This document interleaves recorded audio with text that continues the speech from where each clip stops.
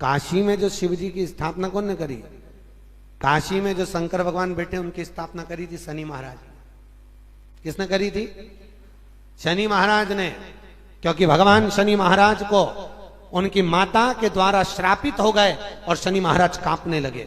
शनि महाराज कांपते कांपते, मैं जाऊं तो जाऊं कहां, करूं तो करूं क्या?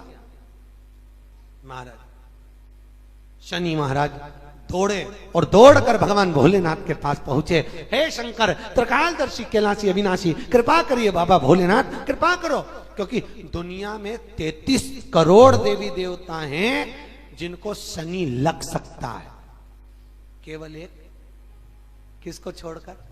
शिव को छोड़कर। राम जी को शनि लगा तो 14 वर्ष वनवास चले गए।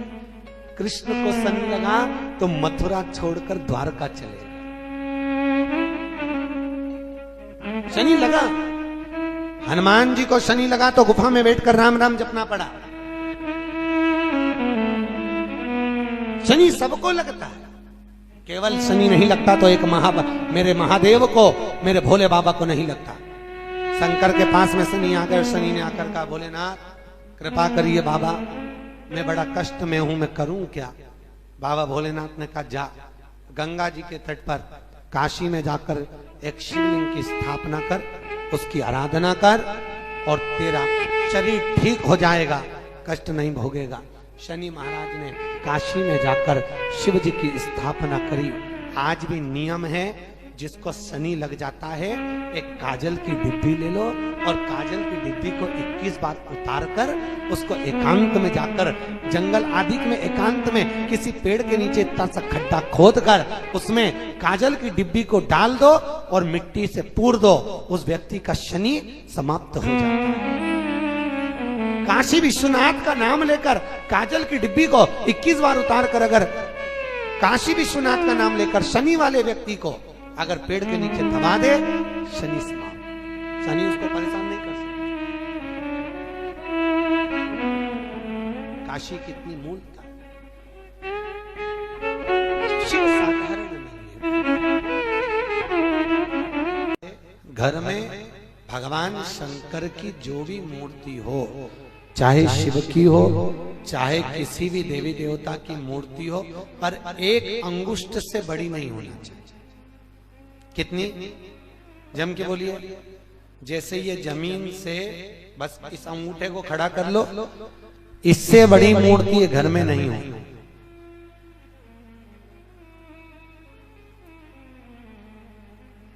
अगर इससे बड़ी मूर्ति हमारे घर में होती है तो उसको सेवा की जरूरत मंदिर जैसी पड़ती है। कैसी सेवा चाहिए फिर? मंदिर जैसी। अगर इससे छोटी मूर्ति है तो आप उसको शक्कर का भोग लगा दो, खड़ी शक्कर रख दो, मिश्री रख दो, गुड़ रख दो, तुम्हारी मर्जी पड़े कैसे भी कपड़े पहना दो। अगर छोटी मूर्ति है तो भगवान को कैसे भी आप घर में रख सकते हो, पर इससे जहां मूर्ति बड़ी हो गई तो उसको बड़ी सेवा की जरूरत पड़ती है। और हमेशा याद रखो, शिवलिंग घर में जो शंकर भगवान का शिवलिंग होता है वो कभी पोला नहीं होना चाहिए।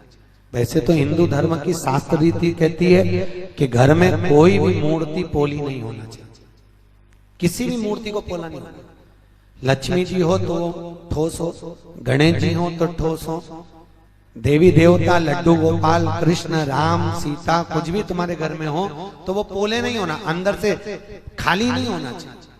जो मूर्ति घर में पोली होती है उसके घर में 1 रुपए कमाओ 1.25 रुपए खर्च वाला काम चलता रहता है, कभी जिंदगी में पैसा नहीं जोड़ता। घर पोला की पोला ही रहता है, कितना भी तुम कमा कमा कर लाओगे तो भी घर में दिखेगा।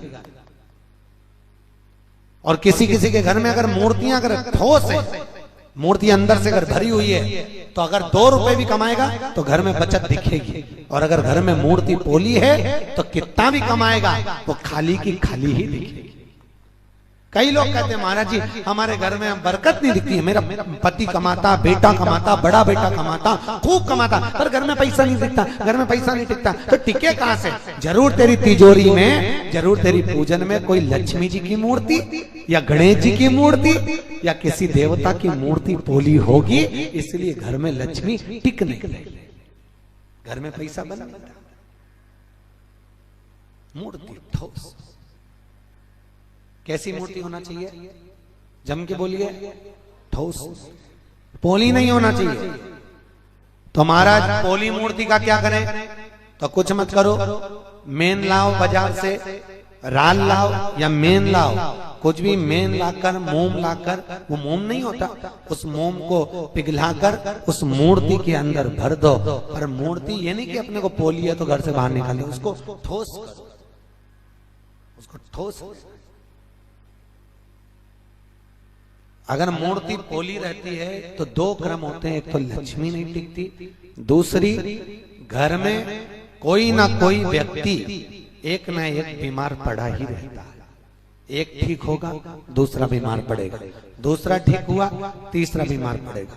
मतलब डॉक्टर में कहीं ना कहीं किसी ना किसी रूप में हफ्ते में, महीने भर में पैसा जाना है, जाएगा, रुकेगा नहीं। महाराज बोला मूर्ति की ठोस, मूर्ति खाली नहीं होनी।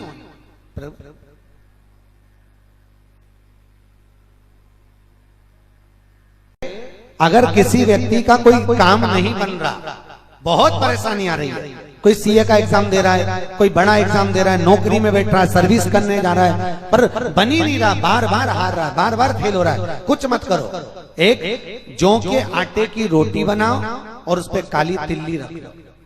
क्या रखना है? जौ के आटे की रोटी, उस पर काली तिल्ली, थोड़ा सा गुड़। और जिस व्यक्ति एग्जाम में बैठ रहा है, चाहे सीए का एग्जाम दे रहा हो, चाहे कोई एग्जाम दे रहा हो, या किसी भी रूप में कोई अच्छा काम करने के लिए जा रहा हो, नहीं हो रहा है उसका काम, तो जौ के आटे की रोटी पर काली तिल्ली, गुड़ रखकर दरवाजे पर खड़े होकर गाय के मुख में दे दीजिए और काम के लिए निकल जाइए। उस काम में फतेह हो जाएगी, हारेगा नहीं, पास हो जाएगा, जीत जाएगा, ये उसको प्रखरता प्राप्त हो जाएगी। एक घर की ठोस मूर्ति प्रखरता देती है और एक गौ माता को दी हुई जौ की रोटी, काली तिल्ली और गुड़ के साथ वो प्रखरता। जिसको संतान नहीं होती, पुत्र नहीं होता, उसके लिए क्या करते हैं? आंकड़े की, सफेद आंकड़े की जड़, उस जड़ को शंकर जी के मंदिर में 3 दिन तक रखकर शहद और घी चढ़ाया जाता है, दूध दही चढ़ाया जाता है, और बाद में उस 3 दिन उठाने के बाद में उसको नारी के कमर पर बांध दिया जाता है। 7 दिन रजस्वला पूर्ण होने के बाद तो मात्र 3 महीने के अंदर नारी का गर्भ ठेल जाता है। फिर उस जड़ को निकालकर ठंडा। शंकर जी के मंदिर में, साउथ में जितने शिव के मंदिर होंगे, चाहे रामेश्वर का मंदिर ले लो, चाहे जितने शिव के मंदिर आप साउथ के होंगे, दक्षिण के होंगे, उसमें आपको 2 मूर्ति मिलेगी दरवाजे पर, एक नारद जी की, एक तुमरुका जी। तुमरुका जी घोड़े का मुख, ये तुमरुका जी का बड़ा प्रमाण है। शिव कथा बाची थी, आज भी नियम है, जिस नारी का गर्भ 2-4 महीने चढ़ने के बाद फिर गिर जाता हो, 2 महीने गर्भ चढ़ा फिर गिर गया, फिर गर्भ चढ़ा फिर गिर गया, या बच्चा स्वस्थ पैदा नहीं होता हो, या डॉक्टर ने कहा हो कि बच्चा ऑपरेशन से होगा, नॉर्मल डिलीवरी नहीं हो रही हो, उस नारी को एक काम करना चाहिए, खुद की हाइट का एक मोली यानी नाड़ा, लच्छा लेकर उसको एक नरियल पर लपेटकर तुमरुका जी का नाम लेकर शंकर जी के मंदिर में शिवलिंग के पास में उस नरियल को रख देना चाहिए। नारी का बच्चा पूर्ण होता है और स्वस्थ होता है। और अगर डॉक्टर कहे कि ऑपरेशन से बच्चा होगा तो इतना सा गुड़ की 7 ढेली लो। कितनी ढेली? 7 टुकड़े गुड़ के लीजिए, सीधे हाथ में लीजिए और तुमरुका जी का नाम लेकर शंकर जी पे से घुमाकर उस गुड़ को गर्भवती नारी को खिला दीजिए। नारी का डिलीवरी नॉर्मल होगी, ऑपरेशन से बच्चा नहीं होगा और स्वस्थ होगा। किसका नाम लेना है? जम के बोलिए, तुमरुका।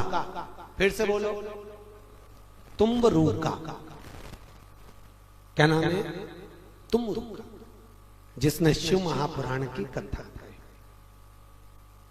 शिव पुराण आज भी नियम है, जो बच्चा पढ़ने में कमजोर होता है, विद्या में कमजोर होता है, माता पिता उसको दिन भर कहते पढ़ पढ़ पढ़, तो भी बच्चा नहीं पढ़ता, उसकी चित्त नहीं लगता, उसकी वृत्ति नहीं लगती, तो उसको पीपल के पत्ते पर शहद रखकर तुमरुका जी का नाम लेकर हर महीने शिवरात्रि आती है।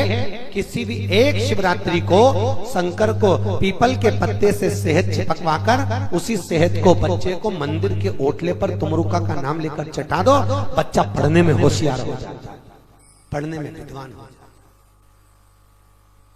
फिर माता पिता को नहीं कहना पड़ता पढ़ पढ़ पढ़, बच्चा खुद पढ़ अपनी रुचि से पढ़। तुमरुका किसका नाम लेना है? जम के बोलो फिर से, तुमरुका। खा मत बोलना, का। तुमरुका। महाराज देवऋषि नारद ने पार्वती से कहा, और फिर निवेदन करता हूं, दुनिया में ऐसा कोई रोग नहीं है जिस रोग की दवा शिव महापुराण में नहीं। हर रोग की दवा है शिव। बस विश्वास रखकर शंकर की आराधना, क्योंकि शंकर का एक नाम है महामृत्युंजय। महामृत्युंजय किसको कहते हैं? जो मृत्यु को भी जीत ले। आप लोग जपते होंगे, ओम त्र्यंबकं यजामहे सुगंधिं पुष्टिवर्धनम् उर्वारुकमिव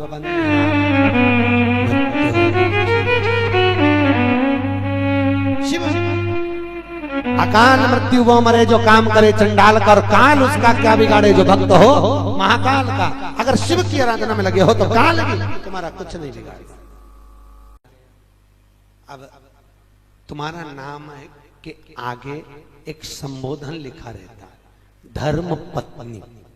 तुम कौन हो? जम के बोलिए, धर्म पत्नी। इनके नाम के आगे कभी कोई महाराज बलगांव में आके बोला धर्मपति? अरे बोलो तो सही। कभी यहाँ आया हो महाराष्ट्र में, बलगांव अमरावती में, और मुंह से बोल गया हो प्रवचन में कि तुम्हारा नाम धर्म पत्नी, इनका नाम धर्मपति? कभी कोई ने बोला? नहीं, क्योंकि इनके नाम के आगे धर्म नहीं लिखा। क्योंकि वेद व्यास जी को मालूम था पुराणों में इनके नाम के आगे धर्म नहीं लिखना। क्यों नहीं लिखना? क्योंकि दिन भर दुकान पर बैठेगा, खेती करेगा, कहीं जाएगा आएगा, कमाएगा, परिवार को पालेगा, तो 1 रुपए का 2 रुपए करने के चक्कर में झूठ बोलेगा, प्रपंच करेगा, छल करेगा, बेईमानी करेगा, कपट करेगा।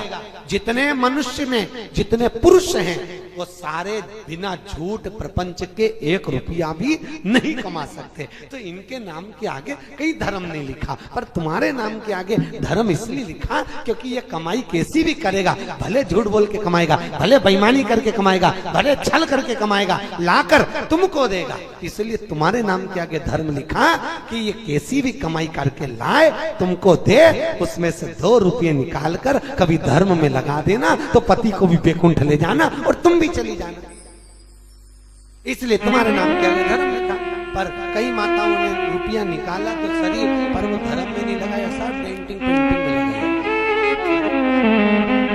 धर्म में लगाया।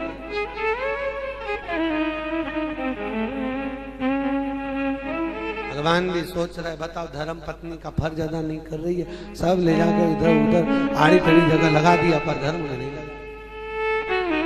धर्म पत्नी की हो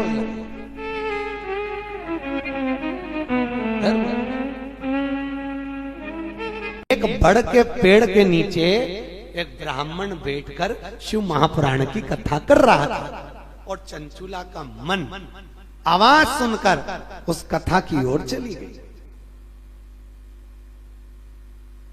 शिव महापुराण में जाकर बैठ गए।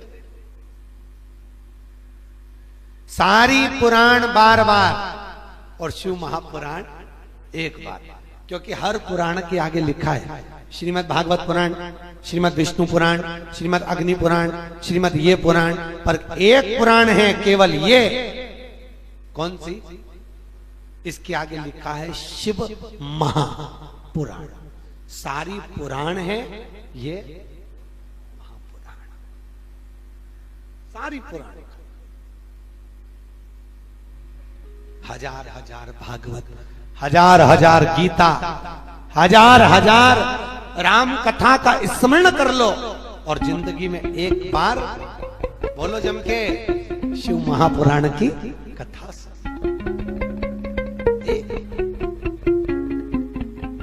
शंकर के बिना राम नहीं मिल सकते, राम के बिना शंकर नहीं। तुलसीदास जी ने इसलिए राम कथा में शिव को पहले लिया, क्योंकि जब तक शंकर नहीं होगा तब तक राम नहीं मिल सकता। अब चंचला देवी बैठ गई कथा सुनने के लिए, बढ़ के पेड़ के नीचे एक ब्राह्मण कथा को कर रहे थे, वहां बैठकर कथा सुन रही है। मन लग गया कथा में। अब उसको मालूम नहीं था कि आज कथा का आखिरी दिन।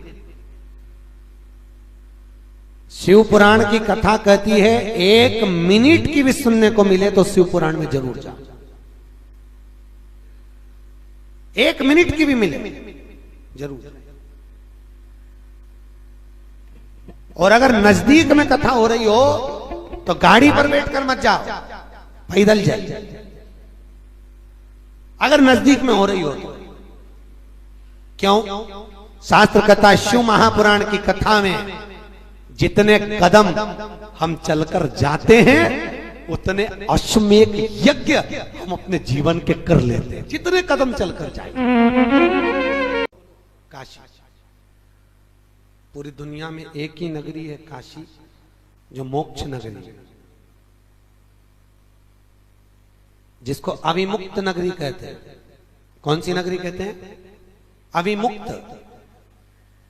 पूरी दुनिया में एक नगरी अविमुक्त। अविमुक्त का मतलब है ये अमरावती, ये बलगांव, चाहे सीहोर हो, चाहे भोपाल हो, चाहे इंदौर हो, चाहे नागपुर हो, पुणे, मुंबई, जितनी भी पृथ्वी है सारी की सारी एक दिन नष्ट हो जाती है, पर काशी कभी नष्ट नहीं होती। अविमुक्त का मतलब है जो मुक्त है, उसमें कभी वो नष्ट ही नहीं होती। सतयुग में भी काशी थी, त्रेता में भी काशी थी, द्वापर में भी काशी थी, और आज कलयुग में भी काशी। और कलयुग समाप्त हो जाएगा, पूरी पृथ्वी नष्ट हो जाएगी, काशी फिर भी रह जाएगी। अविमुक्त नगरी। पूरी दुनिया में एक काशी एक ऐसी है जहां पर माता पार्वती ने शिव जी से 2 वर मांगे थे। किसने? पार्वती। किससे वर मांगे? भगवान भोलेनाथ से। पार्वती जी भगवान शंकर से 2 वर मांगी है। पार्वती जी ने शिव जी से कहा, 1 वर दीजिए प्रभु कि पति पत्नी में कितना भी झगड़ा हो उनमें प्रेम बढ़े। शंकर भगवान ने कहा तथास्तु। आज भी नियम है, पति पत्नी में जितना ज्यादा झगड़ा होता है उनमें उतना प्रेम बढ़ता है। पति झगड़ के अगर दुकान भी चले जाता है तो आकर पूछ ही लेता है तेरी मम्मी कहां गई, तुरंत प्रेम बढ़ता। और पार्वती जी ने कहा दूसरा वर दीजिए प्रभु। क्या चाहिए दूसरे वर? पार्वती जी कहती हैं दूसरा वर ये दीजिए कि महाराज काशी में जो मरेगा उसको गुरु मंत्र तुम देना। शंकर भगवान बोले पार्वती ये कहां की मूर्खता है, ये मूर्खता की बात मत कर पा। कोई मरेगा उसको गुरु मंत्र में दूंगा? मैं कोई पृथ्वी पर मरने वाले व्यक्ति को गुरु मंत्र दूंगा? मैं नहीं दे सकता। मैं देव अधिदेव महादेव, मैं मंत्र नहीं दूंगा। पार्वती जी बोली अगर मंत्र तो तुमको देना पड़ेगा, बोलेना। भगवान शिव ने मना कर दिया, पार्वती जी जिद पे अड़ गई, भोजन त्याग दिया, खाना पीना बंद। शंकर भगवान फिर पार्वती को मनाने के लिए पहुंचे, पार्वती मान जा, नहीं पहले वर दीजिए कि काशी में जो मरेगा उसको गुरु मंत्र तुम दोगे। बाबा भोलेनाथ जी ने वचन दिया, ठीक है पार्वती, काशी में जो मरेगा उसको गुरु मंत्र मैं दूंगा। बोलो हर हर, मैं मंत्र दूंगा, मैं तैयार हूं। पार्वती जी बोली परंतु मुझे कैसे मालूम पड़ेगा कि तुमने गुरु मंत्र दिया? कितनी चतुर होती है ना। मुझे कैसे मालूम पड़ेगा कि तुमने गुरु मंत्र दिया, ये बताओ। तब भगवान भोलेनाथ जी बोले तू बता दे क्या चाहती है। पार्वती जी बोली एक काम करना, काशी में मरने वाले के गुरु मंत्र तुम सीधे कान में देना। कौन से कान में? जम के बोलो जरा, सीधा कान, राइट हैंड में। तो सीधे कान में मंत्र देकर कान को थोड़ा सा मोड़ देना। जब कान मुड़ जाएगा तो वो मुझे दिख जाएगा कि आपने गुरु मंत्र दे दिया। भगवान भोलेनाथ ने कहा ठीक है पार्वती। पार्वती को वचन दिया और उस दिन का दिन आज तक काशी में मरने वाले का सीधा कान अपने आप टेढ़ा हो जाता है। आज भी प्रमाण है, आज भी प्रमाण। आप यदि कोई कार्य के लिए जा रहे हो, लड़का लड़की का संबंध करने के लिए जा रहे हो और संबंध नहीं हो रहा, तो पहली बार आपको लड़का अच्छा लग रहा है कि इस लड़के से संबंध होना चाहिए या ये लड़की अच्छी लग रही है इससे संबंध होना चाहिए, तो बेलपत्री चढ़ाने से पहले एक काली मिर्ची शंकर भगवान के शिवलिंग पे समर्पित करके फिर ये बेलपत्री की जो डंडी है जहां आप बैठे हो उससे ठीक विपरीत की वो डंडी होना चाहिए और शंकर को समर्पित कर दीजिए। संबंध पक्का हो जाएगा, जिससे चाहो आप उससे संबंध कर सकते। नरेंद्र ने बोला लक्ष्मी आज शनिवार का दिन है जिस दिन अपन इस दरिद्रता से मिलने के लिए पीपल के पेड़ के नीचे आए हैं। हिंदू धर्म में ये दिन पीपल के वृक्ष के लिए पूजनीय होगा। जो भी शनिवार के दिन पीपल के वृक्ष की पूजन करेगा, दूध चढ़ाएगा या मिष्ठान का भोग लगाएगा, लक्ष्मी और नारायण उसके घर में प्रवेश कर जाएगा। लक्ष्मी और नारायण उसके घर में प्रवेश करेगा, इसलिए नियम बनाया। कौन से दिन का? शनिवार। लक्ष्मी जी बोली नारायण आपने तो एक दिन का वार लिख दिया, शंकर जी ने 7 वार बनाए हैं, रविवार, सोमवार, मंगल, बुध, गुरु, शुक्र और शनि, ये शिव जी ने बनाए। अब एक दिन आपने अपना बना लिया, बाकी के दिन अगर कोई इस पीपल के वृक्ष के नीचे आएगा और यहां तो दरिद्रता बैठी है तो उसका क्या होगा? भगवान नारायण बोले सुन दरिद्रता, तेरे से एक विनती है, अगर कोई भी मनुष्य इस पीपल के पेड़ के नीचे अगर 7 दिन में आता है और उसके हाथ में अगर कोई सामग्री होती है तो तू उसके घर में प्रवेश नहीं करेगी। नियम है पीपल के वृक्ष का, या तो पानी का लोटा लेकर जाओ, कुंकू का चोपड़ा लेकर जाओ, शक्कर लेकर जाओ, या पेड़ के नीचे चींटी को डालने के लिए आटा ले जाओ, पर खाली हाथ पीपल के वृक्ष के नीचे कभी मत जाओ, कभी नहीं। खाली हाथ जाओगे तो दरिद्रता तुम्हारे घर में प्रवेश करेगी। दरिद्रता उठकर खड़ी होकर बोली नारायण तुमने अपनी मनमानी करी है, एक दिन मुझे भी मेरा चाहिए। भगवान ने कहा बोल कौन सा दिन चाहिए? दरिद्रता कहती है रविवार के दिन इस पीपल के वृक्ष के नीचे मैं दिन भर नृत्य करूं, इसमें रहूं, और जो यहां आए रविवार को मैं उसके घर में प्रवेश करूं। भगवान ने कहा ठीक है। दरिद्रता रविवार का दिन एक ऐसा दिन रहेगा जिस दिन तू इस पीपल के वृक्ष के नीचे नृत्य करेगी और जो आएगा इस पीपल के वृक्ष के नीचे तो उसके साथ प्रवेश करेगी। मैंने तुझे वर दिया। इसलिए हमारे यहाँ केवल पीपल का वृक्ष अगर दीवार में भी लग जाता है ना, किसी की फैक्ट्री की दीवार में, किसी के घर की दीवार में पीपल का वृक्ष अगर लग जाता है, पीपल का पौधा लग जाता है, उसको कितना भी तोड़ लो वो वापिस लग जाएगा, फिर तोड़ोगे फिर लग जाएगा। अगर पीपल के पौधे को तोड़ना है तो केवल रविवार का दिन एक नींबू, एक मिर्ची और बमूल का कांटा, ये 3 चीजें रखने के बाद में आधे घंटे बाद रविवार के दिन पीपल के पेड़ को उखाड़ कर फेंक दो। दूसरी बार कभी पीपल दीवार में लगता ही नहीं है, कभी नहीं लग सकता। केवल एक रविवार का, केवल एक संडे, इतवार का। घर में दीवारों पर अगर पीपल लग भी गया है, इसलिए पीपल के वृक्ष को उखाड़ने का, अगर घर में पीपल लगा हुआ है या पीपल का पौधा हमारे घर में लग गया, उसको उतारना, निकालना, लगाना, तो पीपल के वृक्ष को अगर निकाला जाता है तो रविवार के दिन, और अगर पीपल के वृक्ष को कहीं लगाया जाता है तो सोमवार के दिन या मंगलवार के दिन, बुधवार के दिन, इन दिनों में लगा सकते पीपल के वृक्ष कहीं लगाना। शनिवार का दिन एक ऐसा दिन होता है जिस दिन पीपल के वृक्ष को कहीं जाकर लगाया नहीं जाता, क्योंकि शनिवार के दिन पीपल के वृक्ष के नीचे लक्ष्मी रहती है। हम अपने हाथों से अगर पीपल का वृक्ष किसी दूसरी जगह पर शनिवार को रोपित करते हैं तो हमारे घर की लक्ष्मी अपने घर से छिन्न होकर चली जाती है। इसलिए शनिवार के दिन पीपल लगाया नहीं जाता, किसी के घर जाकर उसको वापस पलटा नहीं जाता। लग गया उसको डाल। प्रभु मेरी धर्म पत्नी को कहाँ रखूं आप बताओ? वो तो जहां यज्ञ होता है, अनुष्ठान होता है, दान होता है, पुण्य होता है, सत्कर्म होता है, वहां जाने को तैयार नहीं। अब करूं क्या? भगवान ने बोला एक काम करो। दुर्वासा जी बोले जिसके यहां रात्रि में बर्तन झूठे पड़े रहते हो, उसके घर में इस दरिद्रता को लेकर तुम प्रवेश कर जाना। जिसके यहां रात्रि में बर्तन झूठे पड़े हो, वहां लेकर प्रवेश कर जाओ। दूसरी जगह दुर्वासा जी बोले, जो स्त्री घर में दोपहर के समय पर सो रही हो, उसके घर में इसको लेकर प्रवेश कर जाइए। जो स्त्री दोपहर के समय में घर पर सो रही हो, इस दरिद्रता को लेकर प्रवेश कर जाइए। तीसरा, जिसके यहां पर दरवाजे पर कांटे वाले पौधे लगे हों, उस घर में इस दरिद्रता को लेकर प्रवेश कर जाइए। दरिद्रता, कितनी सुंदर बात कही है। दाता और विधाता, कौन कौन? दाता और विधाता। लक्ष्मी और दरिद्रता के सगे भाई हैं। कौन कौन? दाता और विधाता।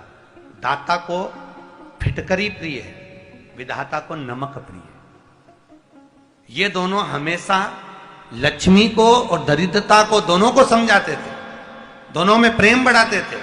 आज भी हिंदू धर्म की रीति है। यहां तो ठीक है, जिसके यहां पर भी अगर थोड़ी सी भी परेशानी होती है, थोड़ा सा क्लेश होता है, अशांति होती है, लक्ष्मी नहीं टिक रही हो, काम नहीं बन रहे हो, बहुत प्रयास करा जा रहा हो और हमारा कार्य नहीं होता, तो क्या करते हैं? फिटकरी और नमक को पानी में डाल देते हैं और घर में पोछा लगा देते हैं। आप लोगों ने आजकल फेसबुक पे भी पढ़ा होगा, व्हाट्सएप पे भी पढ़ा होगा। तो क्यों लिखा उसमें? उसका कारण ही केवल ये है कि दाता और विधाता की प्रियता उसमें। माता ख्याति के जो 4 बच्चे हुए, इसमें जो 2 लड़के हैं, दाता और विधाता, उसकी प्रियता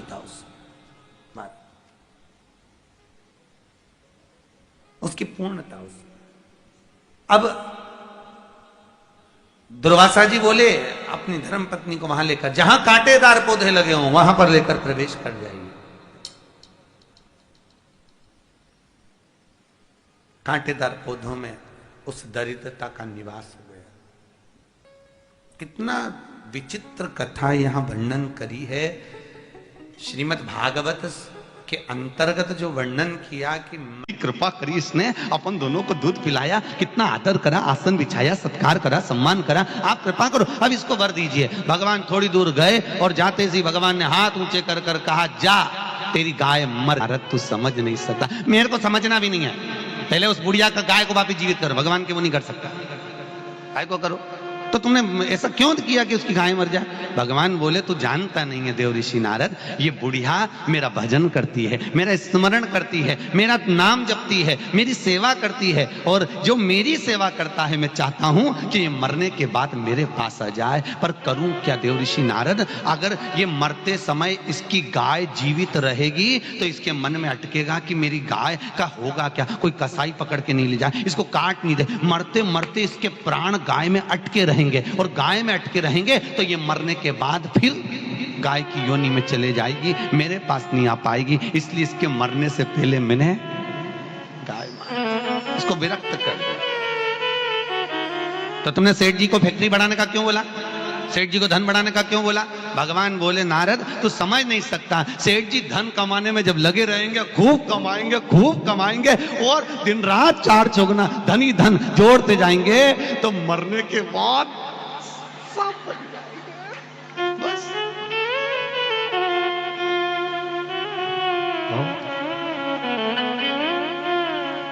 सब बन जाएंगे।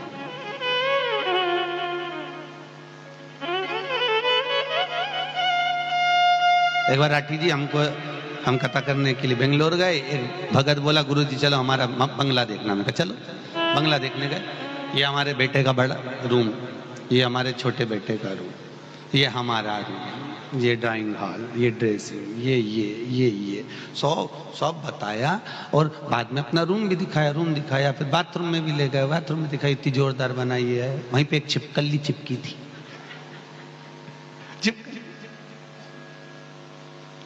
हमने छिपकली को देखा तो सेठ जी पूछे, गुरुजी आप छिपकली को क्यों देख रहे हो, इसको पहचानते हो? कि हमने कहा हमारी स्कंद पुराण में लिखा है। जैसे तुम कह रहे हो ना ये मेरा रूम, उसी तरह छिपकली चिपक के कह रही है, हाथ फाड़ फाड़ के कह रही है। वो बोलती कुछ नहीं है, बस देखती रहती है कौन आया कौन गया, और भले तुम कितना ही खेलो। तो गुरुजी ये छिपकली है कौन? हमने कहा स्कंद पुराण का ब्रह्मखंड कहता है जिससे घर नहीं छूटता। समझ गए क्या? आदि कथा तो बात नहीं पड़ती।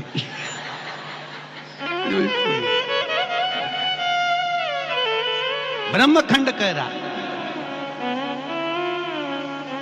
माहेश्वरी समाज सत्संग समिति ने फोन करा, साहब आना है, मैसेज करा पधारना है, टाइम नहीं मिल रहा, घर नहीं छूट रहा। अरे घर फुर्सत 1 मिनट की नहीं मिल रही, घर नहीं छूटता, घर नहीं छूटता, घर नहीं छूटता। तो भगवान कह रहा है जिससे नहीं छूटता मरने के बाद चिपकली बनकर उसी घर में चिपका रहता, उसी घर में। पर तुम चिंता मत करना, तुम में से एक भी छिपकली नहीं बनने वाला है। तुम घर छोड़कर स्कंद पुराण तक पहुंची हो, और आज पूर्णिमा के दिन तुम स्कंद पुराण की कथा का वैशाख महीने का आनंद ले रही हो, तो तुम्हारे जीवन का बिल्कुल आनंद, तुमने जो भरपूर आनंद था वो ले लिया। अभी ऊपर हमारे राठी जी वो प्लाईवुड वाले भैया जी से मिलवा रहे थे, तो साथ में ये हमारी धर्म पत्नी है। मैंने कहा चलो कथा का असर आया, पत्नी से धर्म पत्नी हो गई। फिर कोई मिलने के लिए आया था सुबह, उन्होंने कहा ये धर्म पत्नी है। धर्म पत्नी जो पति को धर्म के पथ पर लेकर जा रही। स्कंद पुराण कहता है अपने जीवन का सर्वस्व कमाओ, खूब कमाओ, दिल से कमाओ, मना नहीं है, डट के कमाओ। पर तुम्हें मालूम होना चाहिए कि इस कमाई का अपन को करना क्या है। ऐसा मत कमाना कि 2 रोटी भी प्रेम से नहीं खा पा। कमा कमा कर शरीर का कष्ट हो गया, शुगर ऊंची नीची हो गई, ब्लड प्रेशर आड़ा टेढ़ा हो गया। इतना कमाया तो भी 2 रोटी ऐसी खा रहा बिना घी की, मिठाई पूरी दुनिया को खिला रहा, खुद रूखी सूखी खा रहा, तो मन तो दुखे नहीं रहे। अरे बोलो तो रिजी जियो, दुखे नहीं, क्यों कमाया? सुता स्वरुचि भगवान भूत भावन भूतेश्वर की स्थापना स्वयं समुद्र देव विचार कर रहे हैं। स्कंद पुराण कह रही है रामेश्वर खंड के अंतर्गत। और स्कंद पुराण का रामेश्वर खंड जो वर्णन कर रहा है, सेतु खंड जो वर्णन कर रहा है, उसमें कहा समुद्र देवता ने कहा आप शिव की आराधना करो, शिव की स्थापना करो। समुद्र को लगा कि शिव की स्थापना करेंगे। स्थापना करने के लिए केवल अकेले राम स्थापना नहीं कर सकते, और स्थापना होगी नहीं तो राह मिलेगी नहीं। उन्होंने कहा ठीक है।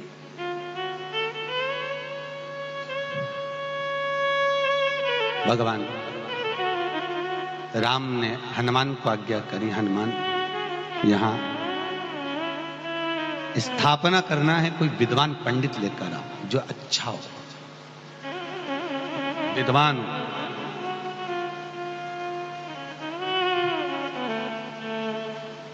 आपको परसों कथा में कहा था तीर्थ भी जाओ, और यदि पात्रवान ब्राह्मण, पात्रवान विद्वान, पात्रवान कोई दान लेने वाला नहीं मिले तो दान को भी वापस लिया। अपने नगर में, अपने गांव में कोई विद्वान हो, कोई ऐसा ब्राह्मण हो जिसको जरूरत है, उसको प्रदान कर दो। पात्रवान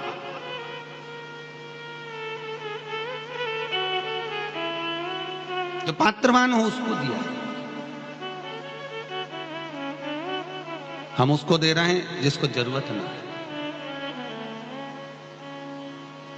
प्रदान महाराज। जाइए कोई विद्वान ब्राह्मण लेकर आओ। हनुमान जी गए, घूमते घूमते घूमते घूमते सब दूर पहुंचने के बाद हनुमान जी महाराज पहुंचे हैं श्रीलंका में, और लंका में पहुंचकर मंदोदरी के सम्मुख में पहुंचे। क्योंकि पूरे मंडल में, पूरी लंका में अगर कोई एक है धर्मात्मा, दान पुण्य वाली, सत्कर्मी, तो वो कौन है?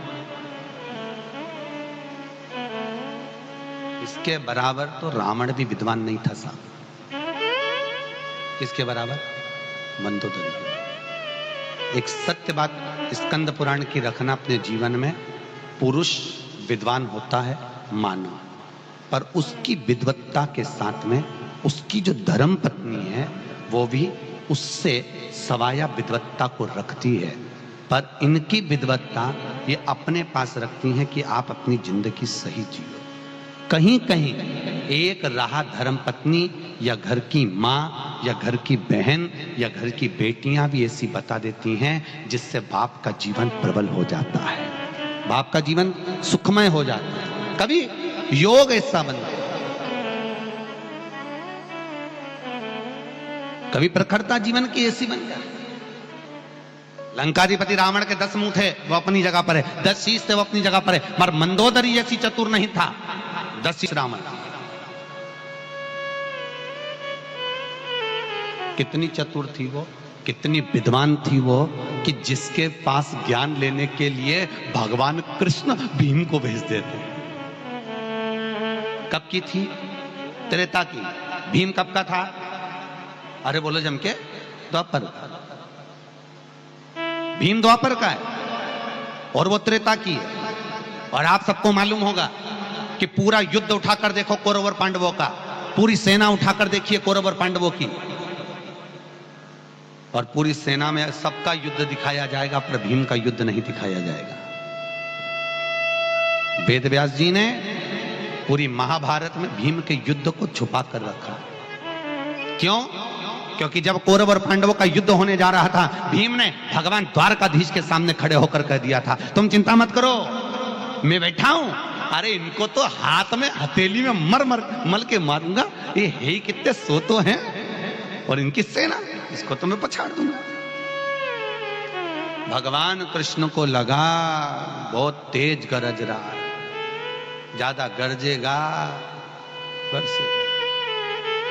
भगवान ने कहा इसका उपाय कर दूं।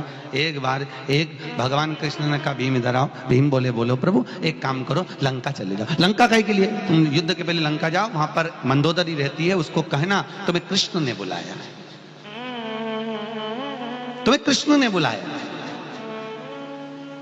प्रभु मंदोदरी तो रावण की धर्म पत्नी है। हाँ, तो वो जीवित है। हाँ, भगवान ने कहा राम अवतार में अपने पति के शव को देखकर मंदोदरी रो रही थी, तो राम जी ने पूछा था तू इस पति के शव को देखकर क्यों रो रही है? तेरा पति मर गया, तू इसलिए रो रही है? मंदोदरी कहती है नहीं, जो आया है पृथ्वी पर उसको तो जाना है, इसको देखकर नहीं रो रही। फिर पति मरता पत्नी रोती, पत्नी मरता पति रोता, तो रोने का कारण क्या है? उससे आसक्ति है, उससे प्रेम है, इसलिए रो रहा है। रो उसके लिए नहीं रहा, रो इस बात के लिए रो रहा है कि रोज सवेरे से जब मैं ऑफिस से आता था तो चाय बना के दे देती थी, अब देगा कौन? मरे कर्मों का ठोका, मरे कर्मों का, अब कौन करेगा? फोन लगा देती थी तो वो मोबाइल में बैलेंस डलवा देते थे, क्या करूं? मरे कर्मों का। सीजन आता था तो पेटी भर भर के आम ले आते थे।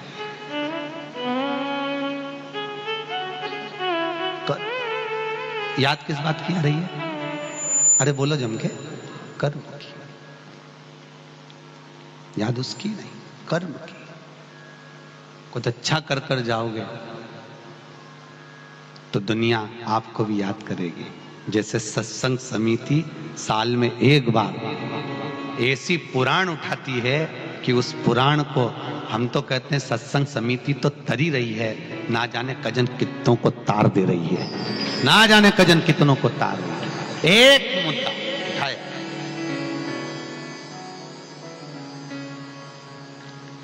शिव पुराण चलू, वो महेश्वरी जी बोले महाराज जी अगली पुराण, बहुत पुराणों की कमी।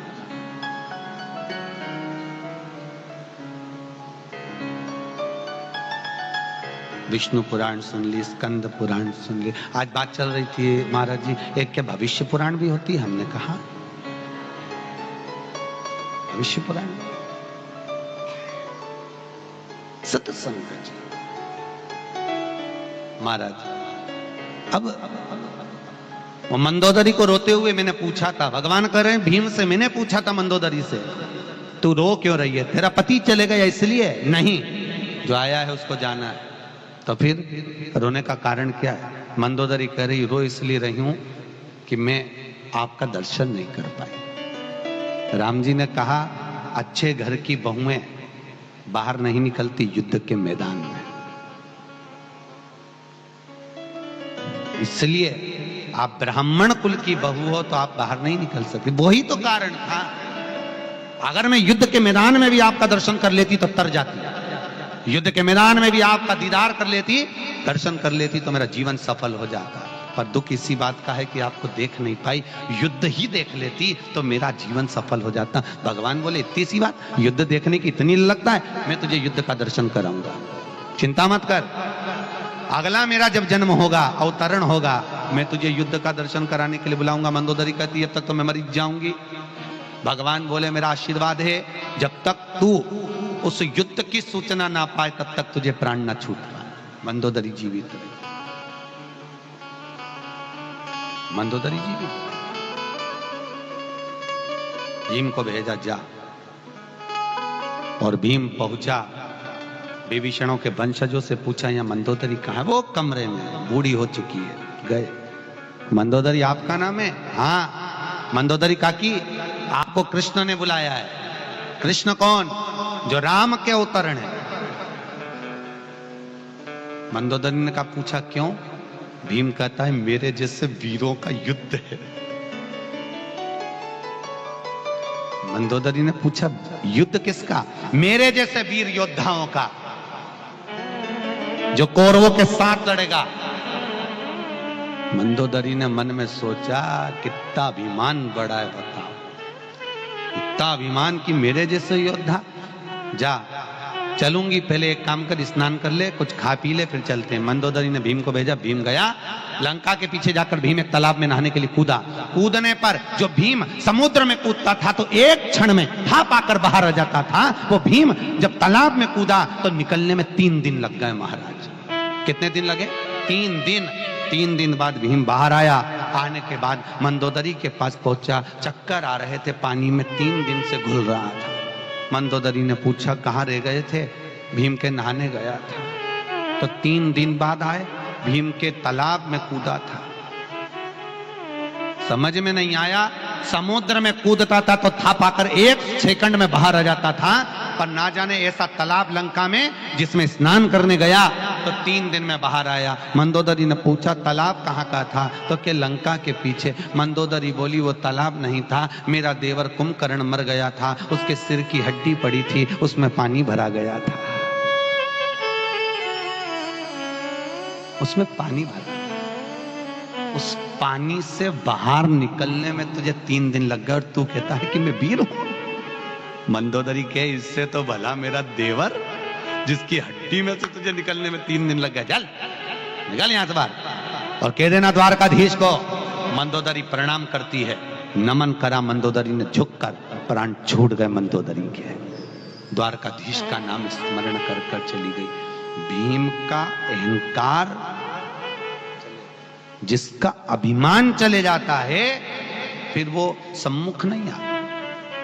अभिमान बड़ा प्रबल है सबसे। अगर भक्ति के मार्ग में अगर कहीं विघ्न डालने वाला है, भक्ति के मार्ग में अगर अड़चन देने वाला है, भक्ति के मार्ग को विभाजित करने वाला है तो वो अभिमान है। अहंकार में 3 गए, धन वैभव और वंश। ना मानो तो देख लो रावण कौरव और अभिमत्ता, अहंकार। एक गांव में कुआं, 7 जात का आदमी पानी पीता है, उस कुएं से पानी पीता।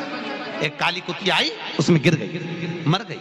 गांव के लोगों ने पंडित जी से जाकर पूछा, महाराज जी बताओ, हमारे गांव में एक कुआं, 7 जात का आदमी पानी पिए, उसमें काली कुतिया आकर गिर गई, मर गई, बदबू मार रही है, क्या करें? महाराज जी ने कहा, एक काम करो, यहाँ पर यज्ञ कराओ, अनुष्ठान करवाओ, जाप करवाओ, गीता का पाठ करवाओ, भागवत कराओ, रामायण करवाओ, शिव पुराण आदि सब कुछ करवाया, कन्या भोज भंडारा सब कराया, पर उस कुएं की बदबू नहीं गई। बदबू नहीं गई 15 दिन निकल गए, लोगों ने सोचा इस कुएं को तो बद्दुआ लग गई किसी की, दूसरा कुआं खुदवाएंगे। मालूम पड़े 15 दिन के बाद कोई संत आ गए, संत के चरणों में जाकर कहा महाराज एक कुआं 7 जात का आदमी पानी पिए, उसमें काली कुतिया गिर गई, बदबू मार रही है, हमने सब कुछ करवाया, रामायण भागवत गीता यज्ञ अनुष्ठान भंडारा कन्या भोज सब करवाया। संत ने पूछा ये बताओ कुएं में से कुतिया निकलवाई? बस वो ही नहीं करवाया, बाकी का सब करवाया। अरे कुएं में से कुतिया निकाल देते, बदबू मारना बंद हो जाता, पानी उलीच देते, दूसरा पानी आ जाता। मन रूपी कुएं में जब तक अहंकार रूपी कुतिया पड़ी रहती है तब तक वो बदबू मारती रहती है। उस कुतिया को निकाल कर बाहर करोगे तो मन साफ, मन शुद्ध, मन सात्विक। अभिमत्ता को दूर भगाना है हमें, अहंकार को दूर भगाना, अभिमान चाहिए ही नहीं, हमें नहीं चाहिए। हम करेंगे क्या इसका? अहंकार होता है तो लगता है ये सब कुछ मेरा, मेरा नाम होना चाहिए, मैं। और मैंने ये देखा है महेश्वरी सत्संग समिति में कि यहाँ किसी का नाम नहीं होता, यहाँ तो सत्संग समिति का नाम होता है। यहाँ किसी से मतलब नहीं, कौन क्या कर रहा है, कौन आ रहा है, कौन कर रहा है, ये सब। और पहले दिन भैया अनाउंस कर रहे थे तो उसमें बोल ही रहे थे कि ये सब का आयोजन है, आप सबके द्वारा निर्मित है, ये एक का नहीं। आप सब मुख्य यजमान हो, आप सब यजमान हो, आप सहज यजमान, सब कुछ आप, कोई दूसरा है ही नहीं या किसी का। अभिमान से परे हो जाए, अहंकार से भी जाओ। हनुमान जी कोई मंदोदरी के पास पहुंचे, आप कुछ कृपा करो।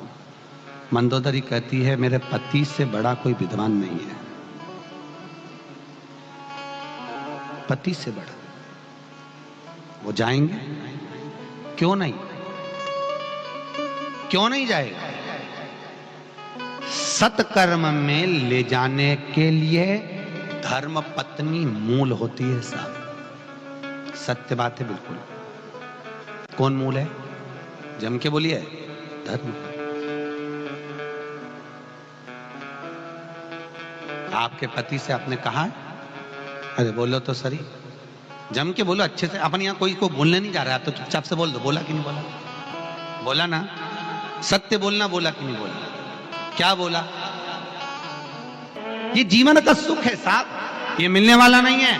आप धर्म पत्नी का पथ है आपका। आप कहोगी कि चलो, एक बार तो दिल से कहती, जैसे दिल से आप कहती हो चलो अपन जरा जुहू चौपाटी तक चलते हैं, ऐसे दिल से कहती चलो एक बार स्कंद पुराण तक चलो, 15 मिनट बैठेंगे उसके बाद चलेंगे। माना महाराज जी अच्छी कथा नहीं भी कहेंगे तो अपन उठ के बढ़ लेंगे, पीछे के पीछे खसक लेंगे। तुम काहे को चिंता करते हो? एक बार लेके तो आती। और यहां तक सुबोधनी में तो श्रीमद् वल्लभाचार्य जी ने कहा अगर कथा स्थल तक भी नहीं जा सकते तो दरवाजे पर पत्नी अपने पति से कहे मुझे हवेली के दरवाजे तक छोड़ दो, मुझे भगवान की कथा के दरवाजे तक, महेश्वरी भवन तक दरवाजे तक छोड़ दो। तो कहा दरवाजे तक क्यों? तो कहा भगवान के, शंकर के 13 बच्चे हैं, एक आध तो बाहर खेल रहा होगा, हाथ पकड़ के ले ही आएगा, पक्का है। उसके 13 बच्चे, कोई को तो लाएगा। ये भाव हो। मंदोदरी कही क्यों नहीं जाएगा, मेरा पति वहां पहुंचेगा। तो कुछ बोलो आपके पति को। तो कि मैं वो बात करती हूँ। मंदोदरी ने जाकर कहा स्वामी ब्राह्मण कुल में जन्म पर ब्राह्मण कर्म नहीं करा। रावण कहता ब्राह्मण कर्म क्या, शंकर जी की आराधना करता हूँ, ये ब्राह्मण कर्म नहीं तो और क्या। यज्ञोपवीत धारण करता हूँ, त्रिपुंड लगाता हूँ, 2 दश, ये ब्राह्मण कर्म नहीं तो और क्या। तो क्या ब्राह्मण कर्म ये नहीं, ब्राह्मण कर्म वो है कि कहीं तुम कर्म कांड कर आओ, कहीं पूजन कर आओ, कहीं स्थापना कर आओ, कहीं पूजन कर आओ, दक्षिणा लेकर आओ। तो मानो तो रावण बोला मैं कहाँ जाऊंगा। एक बार मैं करने वाला था शंकर जी की स्थापना, पर लघु शंका लगने के कारण शिव जी को ला नहीं सका। तो मंदोदरी कहती एक मौका मिला है, समुद्र के तट पर राम स्थापना कर रहे हैं, आप जाओ। रावण कहता है मंदोदरी तू भी मूर्ख हो जैसी बात करती है, रावण अकेला जिंदगी में कभी प्रतिष्ठा कर ही नहीं सकता। अकेला कैसे करेगा? प्राण प्रतिष्ठा करने के लिए धर्मपत्नी साथ में चाहिए, वो तो है ही नहीं। तो मंदोदरी बोली अब तुम अगर पूजन कराने जाओगे तो तुम तो हो गए गुरु, और गुरु चाहे तो दुनिया में क्या नहीं हो सकता। तो मंदोदरी से रावण कहता है तू भी तो गुरु माता है, तू कुछ चतुरता कर ले। मंदोदरी ने कहा आप पहुंचो, मैं सीता को लेकर आती हूं। आप पहुंचो, मैं सीता को लेकर आती। रावण गया पूजन कराने के लिए, ब्राह्मण के वस्त्र पहनकर सीता को डोली में बिठाकर मंदोदरी लेकर जा रही है। हनुमान की साक्षी है। पहुंचे समुद्र के तट पर, राम जी और सीता का गठजोड़ा बांधकर बिठाया गया। हनुमान से कहा जाओ, जल्दी से जाकर एक शिवलिंग लेकर आओ जिसकी यहां स्थापना करना है, जल्दी जाओ। हनुमान जी पहुंच गए लंका से सीधे कैलाश, और कैलाश पर गए तो भगवान शंकर को ढूंढ रहे हनुमान जी। शंकर जी तो मिली नहीं, बहुत ढूंढा। पार्वती जी मिल गई, उनसे पूछा कहाँ है श्रीमान जी, तो क्या हमको ही नहीं मालूम, 3 दिन से घूम गए, हमें ही नहीं मालूम, पता नहीं, कहीं तो मिले तो बताइए। गणेश जी मिले, तुम्हारे पप्पा कहाँ हैं, मिल नहीं गए। कार्तिकेय जी मिले, स्कंददेव, कहीं पिताजी मिले हैं, नहीं। देखिए तो सही। हनुमान जी महाराज ने कहा, सोचा अब शंकर जी नहीं दिख रहे तो फिर इनको बुलाने का एक ही तरीका है। बैठ गए साधना में लीन श्री हनुमान जी महाराज। इतने में शंकर भगवान 3 दिन बाद प्रकट हो गए। प्रकट होकर बोले मांगो हनुमान, क्या चाहिए प्रभु? आपका स्वरूप चाहिए, स्थापना करना है राम जी को। भगवान शंकर ने अपने हृदय चित्त से एक शिवलिंग को प्रकट किया, हनुमान को दिया। हनुमान जी लेकर गए। इतनी देर में लंकाधिपति रावण कहता है मुहूर्त निकल रहा है। सीता जी ने बालू को इकट्ठा करा, शिवलिंग का निर्माण करा और प्राण प्रतिष्ठा रावण ने करा दी। तब जाकर हनुमान जी लेकर पहुंचे। हनुमान जी लेकर पहुंचे। हनुमान जी लेकर पहुंचे तो आंख में आंसू गिर गए हनुमान जी। मैं इतनी मेहनत से, तो राम जी बोले तो इतनी देर क्यों हो गया? तो कि शंकर जी गायब थे, मिल ही नहीं रहे थे, ढूंढ ढूंढ के थक गया। शिवलिंग किससे लाता? हर कहीं का भाटा थोड़ी ना उठा लाता। शंकर भगवान को ढूंढा, नहीं मिले, तब करा, साधना करी, साधना करके प्रसन्न हुए, जब जाके उन्होंने शिवलिंग दिया, वो लेकर आया। और आपने तो बालू का शिवलिंग की स्थापना कर दी। तो के गुरु जी के पास टाइम नहीं था, इसलिए उन्होंने स्थापना की बालू का शिवलिंग। भगवान बोले बालू, चिंता मत कर हनुमान, तू इसको लेकर आया है। रामेश्वर के इस शिवलिंग का निर्माण सीता ने करा है, रावण ने पूजन कराई है। ये मेरे द्वारा निर्मित है, पर इस शिवलिंग से ज्यादा प्रबल शिवलिंग रहेगा हनुमतेश्वर शिवलिंग। कौन सा शिवलिंग? हनुमतेश्वर, जो हनुमान जी महाराज ने स्थापना करी है महाराज रामेश्वर में, उत्तर दिशा की ओर वो स्थापना। आप लोग अगर वहां जाके पूछेंगे कि हनुमान जी ने जिस शिवलिंग की स्थापना करी थी वो कहाँ है, तो गाड़ी वाला आपको लेकर जाएगा, दर्शन कराएगा उस शिवलिंग। बस अंतर दोनों में इतना है, रामेश्वर शिवलिंग पर गंगा जी का जल चढ़ता है और हनुमतेश्वर शिवलिंग पर आपके घर से ले जाई हुई बेलपत्र चढ़ती है। कहां से ले जाई हुई? घर से। तो कहोगे महाराज वो तो मुरझा जाएगी, चूर चूर हो जाएगी। तो जो विद्वान लोग रहते हैं वो अपनी एक पुस्तक अपनी बैग में रखते हैं, उस बैग के अंदर एक बेलपत्र को सीधा रख लेते हैं, उसको जड़ लेते हैं और उसी बेलपत्र को फिर निकाल कर वहां दी जाती है, जो हनुमतेश्वर शिवलिंग पर समर्पित होती है। कहते हैं जिस घर की बेलपत्र हनुमतेश्वर शिवलिंग पर समर्पित होती है, उस घर में कभी किसी की अकाल मौत नहीं होती है। अकाल मौत से परे हो जाता है, मौत से। हनुमतेश्वर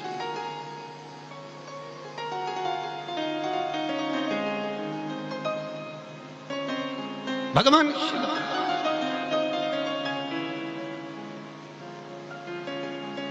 भगवान राम जी कह रहे हैं ये मेरे द्वारा निर्मित है, पर ये हनुमान, ये स्वयं शिव ने भेजा है। शिव भगवान शंकर स्वयं भेजे हैं, जगत का कल्याण करेगा। रामेश्वर का शिवलिंग।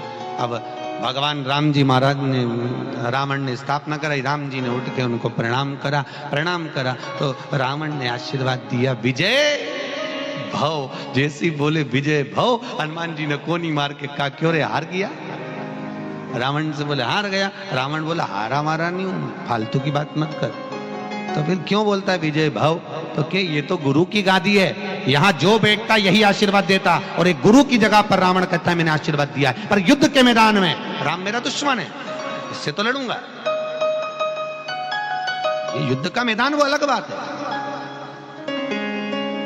युद्ध का मैदान एक अपनी जगह पर है, पर यहां मैं गुरु के गादी पर बैठा हूं, गुरु के पद पर बैठा हूं, मेरे पद की मूलता महाराज। कभी आप लोग रामेश्वर जाएं, हनुमतेश्वर शिवलिंग का दर्शन करें। रामेश्वर में चक्र तीर्थ भी है, उसका दर्शन करें। रामेश्वर में जहां सेतु बांधा गया था वहां पर अब सेतु तो दिखाई नहीं देता, पर 9 पत्थर सेतु को बांधने से पहले नल नील ने 9 पत्थर रखकर उसकी पूजन करी थी, और उन्हीं पत्थर पर स्कंद देव ने जाकर तप करा था। वही 9 पत्थर स्कंद देव ने उसी का जल हनुमान जी को नवनिधि में दिया था। काय में दिया है? नवनिधि। अष्ट सिद्धि नव असवर दीन, मंगल मूर्ति राम लखन सीता सहित हृदय बसौ। श्री हनुमान जी महाराज को स्कंद देव ने नवनिधियों का जल इसी स्थान पर दिया, इसी स्थान। पुराने डाक घर के पास में आज भी रामेश्वर में ये 9 शिलाएं गड़ी हुई हैं। आप लोग गए होंगे, दर्शन किए होंगे। रामेश्वर के दर्शन के लिए लोग बाद में जाते हैं, पहले 9 शिला का जल स्मरण करते हैं, तब जाकर रामेश्वर दर्शन के लिए प्रवेश करते हैं। 9 शिला दर्शन कर कर प्रवेश है महाराज। अष्ट सिद्धि 9। कौन सी नवनिधि थी वो जो अपन लोग हनुमान चालीसा में? नवनिधि जो हनुमान जी को दी, तो हनुमान जी की पूजन में स्कंद देव ने स्पष्ट कहा ना, सीता जी ने भी तो हनुमान जी से कहा था मैंने तुझे अष्ट सिद्धियां नवनिधियां दी हैं, पर इस नवनिधि को तू एक बार जब स्कंद से मिलेगा तब तेरे को फल की अनुभूति होगी। और जो हनुमान जी को अष्ट सिद्धि नवनिधि दी थी, स्कंद देव ने हनुमान से कहकर इसी नवशिला पर बिठाकर हनुमान जी से कहा था, इस अष्ट सिद्धि नवनिधि को जो तुम्हारा नाम जपेगा, जो स्मरण करेगा, उसको ये फल की प्राप्ति होगी। नवनिधि पहली पद्मनिधि। कौन सी निधि है? पद्मनिधि। ये हमारे हनुमान जी महाराज का केवल दर्शन करने पर पद्मनिधि प्राप्त हो जाती है, अर्थात हनुमान जी के दर्शन से जन्म लेने के बाद हम जिस हनुमान जी का दर्शन करते हैं, उसके बाद हमारा एक कुल तर जाता है। उसमें हमको दुख नहीं, भोजन की व्यवस्था नहीं। यहाँ कहते हैं अगर हनुमान जी का दर्शन करा है तो पद्मनिधि जो है वो पद्मनिधि स्वयं भरण पोषण कर देती, स्वयं भरण पोषण। दूसरा महापद्मनिधि।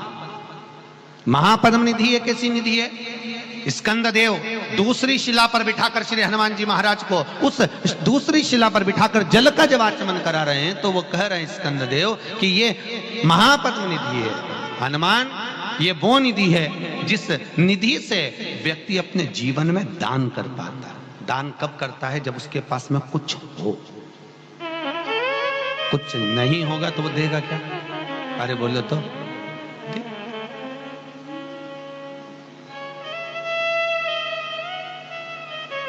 हमारे हिसाब से तो दुनिया के लोगों को मांगना भी नहीं आता। हम सोचते हैं हमारी भाषा में।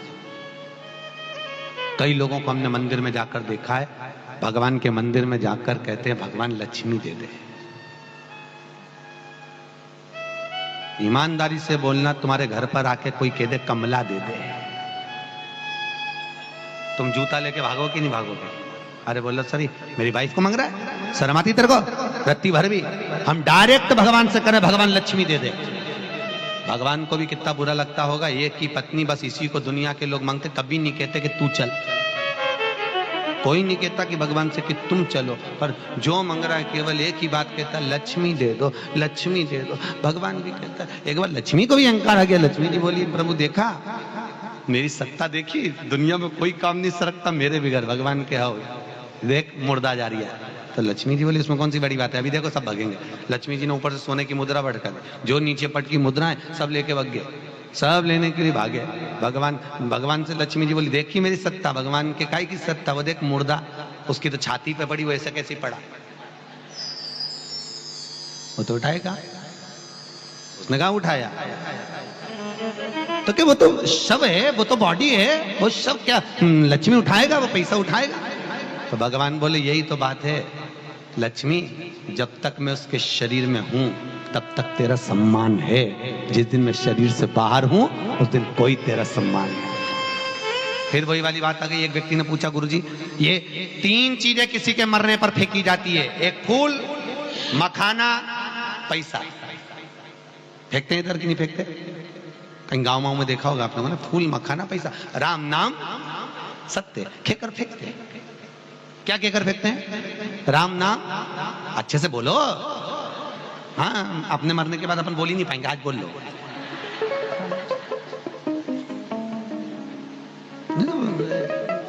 अपन जाए और दूसरा बोले तो मतलब क्या हुआ, अपने जीते जी अपन सब काम कर लो, बाद में ऊपर जाते जाते दुख नहीं होना चाहिए, मैंने तो ये करा ही नहीं, इसलिए सब बस 3 चीज मिला के फेंकी जाती, पैसा फेंक रहे, फूल फेंक रहे और मखाना फेंके। अब फेंका तो किसी ने पूछा गुरुजी ये 3 चीज क्यों फेंकते हैं? हमने कहा भैया गरुड़ पुराण में 5वें अंश के अंदर लिखा हुआ है, प्रेत अंक को अगर उठाकर पढ़ोगे तो उस प्रेत अंक में लिखा हुआ है कि पुष्प इसलिए फेंका जाता है श्रद्धांजलि के लिए, मखाना इसलिए फेंका जाता है क्योंकि घर फूला हुआ छोड़कर गया। पैसा क्यों फेंका? क्योंकि पैसे का प्रेत अंक में नहीं लिखा, पर हमारे मन से हम यूं कह सकते हैं पैसा दुनिया के लोग इसलिए फेंकते हैं क्योंकि जोड़ जोड़ के मर के तेरे बाप में दम हो तो उठा के बता दे,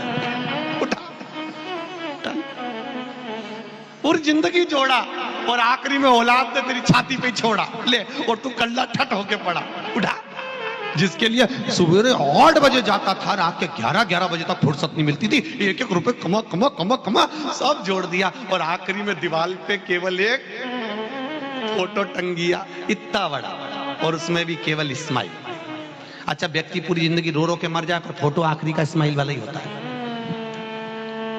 भले पूरी जिंदगी रोया पर फोटो में स्माइल देगा। स्माइल क्यों रहता है?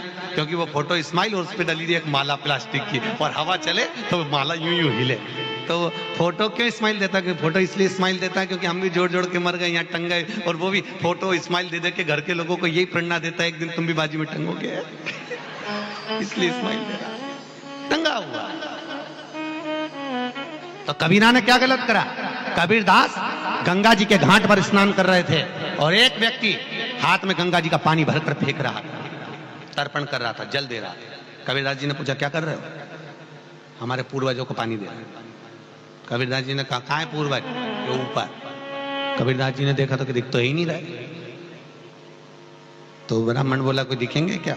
वो तो इससे भी ऊपर है। कबीरदास जी बोले पानी जारी है? हाँ। कबीरदास जी ने हाथ में पानी भरा, फेंकना चालू कर दिया। ब्राह्मण ने पूछा तू क्या कर रहा? कि पानी दे दिया। किसको? क्योंकि बगीचे में जो गुलाब का फूल पौधा लगा उसको।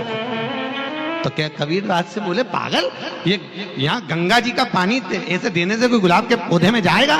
तो कबीरदास जी बोले जब यहाँ का पानी इतनी ऊपर जा रही है तो यहीं की यहीं क्यों नहीं जा रही है? जाना चाहिए, क्यों नहीं गया?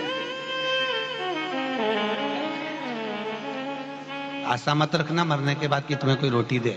मरने के बाद चिंता मत करना कि कोई तुम्हारे वो कंडा पे धुनी मुनी धूप मूप रोटी मोटी। अपन तो पहले से ऐसे खा पी के जाओ,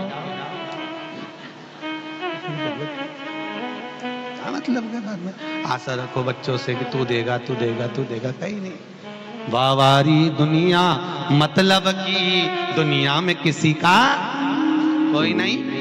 किसी से आशा मत रखो, भजन करो, कीर्तन करो, स्मरण करो, नाम जाप करो, और जो करना है अपने जीते जी करो। आज स्कंद पुराण सुन रहे हो तो आप सुन रहे हो, मरने के बाद परिवार वालों को भी कह के जाना कि मरने के बाद गरुड़ पुराण की भी जरूरत नहीं मेरे, साफ लिख के जाना, मत कराना गरुड़ पुराण, क्योंकि मैंने स्कंद पुराण सुन ली। क्या करे गरुड़ पुराण करा के?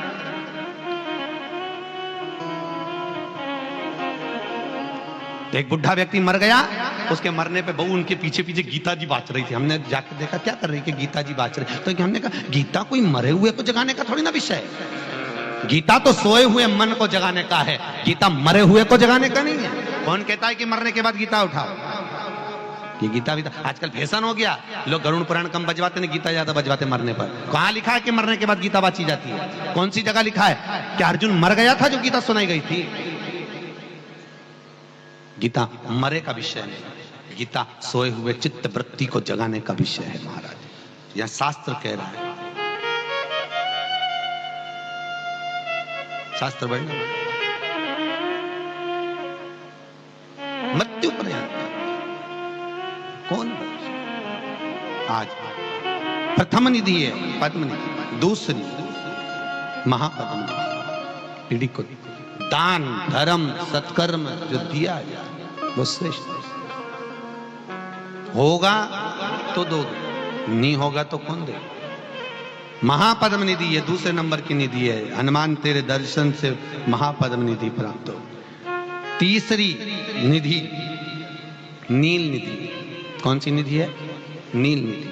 हनुमान जो तेरा दर्शन करेगा, इस रामेश्वर सेतु पर जो आएगा और इस 9 शिलाओं के दर्शन के रूप में मान लो हनुमान का भी दर्शन कर लेता है, तो उसकी 7 पीढ़ी में अगर कोई दान भी नहीं करे तो भी उसको लाभ मिलता ही रहता है। नील निधि तीसरे नंबर। 9 निधि में चौथी निधि है महाराज मुकुंद निधि। कौन सी निधि है? मुकुंद।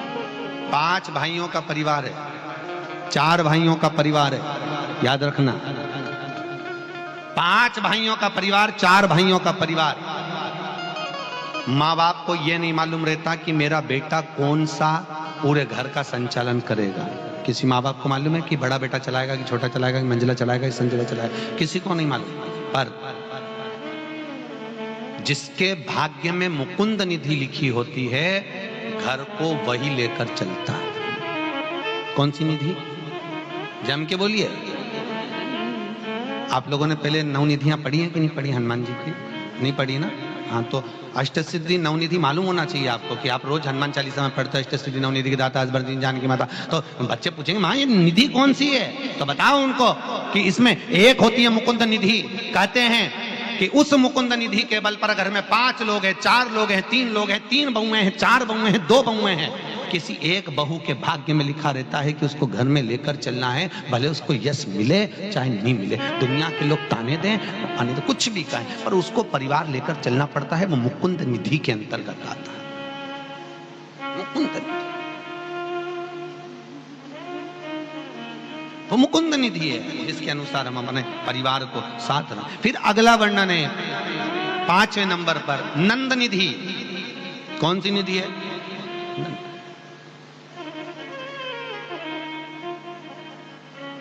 हनुमान जी की ये 5वें नंबर की जो निधि का दर्शन कराया, नंद निधि। कहते हैं मान लो कोई व्यक्ति बहुत बीमार पड़ा रहता हो, बहुत तकलीफ भोग रहा हो, कष्ट बहुत हो शरीर में, रोग मिट नहीं रहा हो, तो स्कंद पुराण की 9 निधियों में जो वर्णन करा है नंद निधि का, हनुमान जी के गले में उस व्यक्ति के हाथ से बेलपत्र में गांठ लगवाकर 41 बेलपत्र प्रदोष के दिन, कौन से दिन?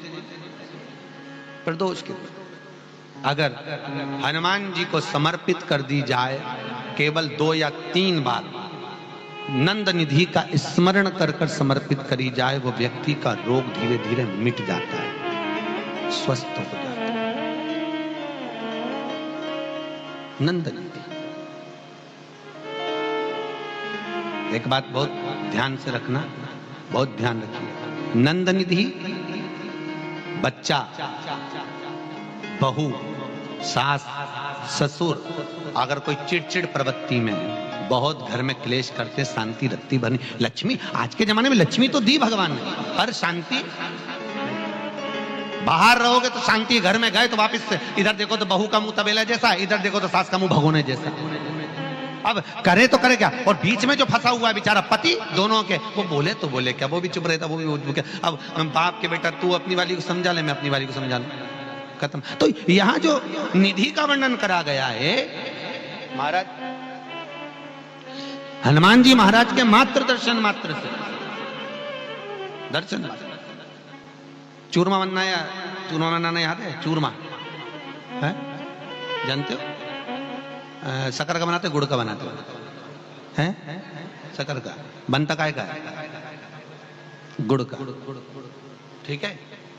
हनुमान जी को किसी भी मंदिर में चूरमा क्यों चढ़ता है?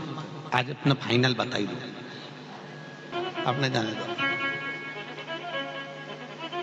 चूरमा हनुमान जी को क्यों चढ़ाया जाता है? तो कहा महाराज जी, हनुमान जी को अंतिम, जिस समय माता जानकी ने सारा भोजन परोसा गया, हजारों तरह का भोजन माता जानकी ने परोस दिया, और आप सबको मालूम होगा अयोध्या का राज्य पूरा खाली हो गया, संपूर्ण राज्य, पूरा राज्य। हनुमान जी तो भी भूखे की भूखे, पेट पर हाथ रखकर बोलते हैं, मां भूख लगी है।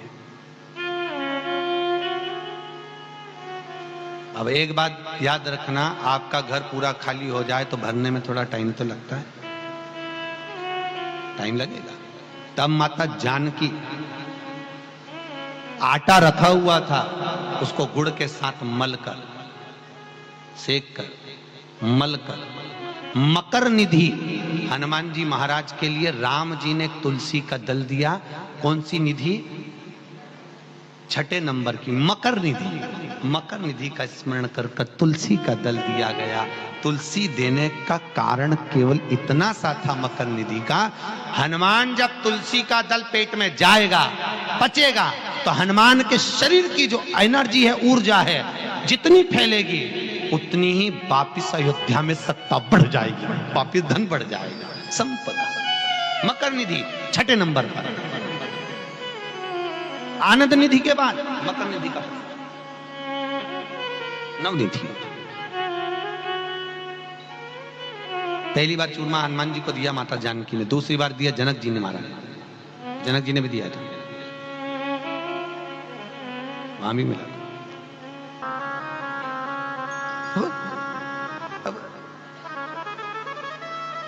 अब नहीं समझे तो होता है ना कई कई बार।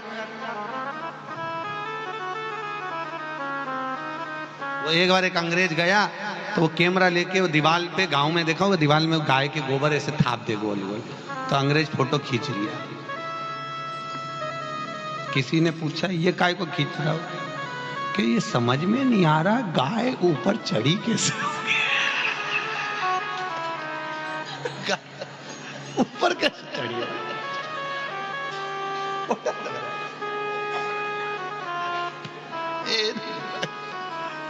गाय चढ़ी थी।